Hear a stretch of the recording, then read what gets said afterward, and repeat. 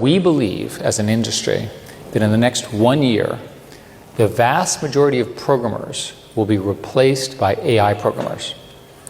We also believe that within 1 year, you will have graduate level mathematicians that are at the tippy top of graduate math programs. So that's 1 year, okay? What happens in 2 years? Well, I've just told you about reasoning, and I've told you about programming, and I've told you about math. Programming plus math are the basis of sort of our whole digital world.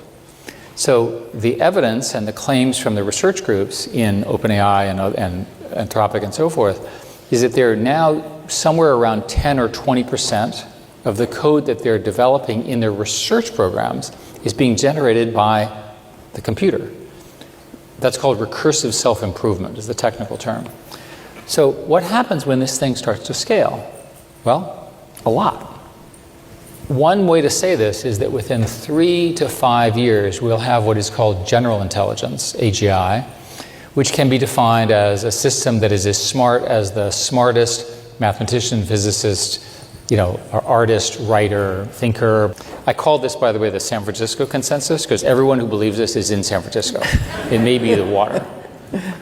What happens when every single one of us has the equivalent of the smartest human on every problem in our pocket? But the reason I want to make the point here is that in the next year or two, this foundation is being locked in, and we're not going to stop it. Because remember, the computers are now doing self-improvement. They're learning how to plan, and they don't have to listen to us anymore. We call that superintelligence, or ASI, artificial superintelligence. And this is the theory that there will be computers that are smarter than the sum of humans. The San Francisco consensus is this occurs within 6 years, just based on scaling.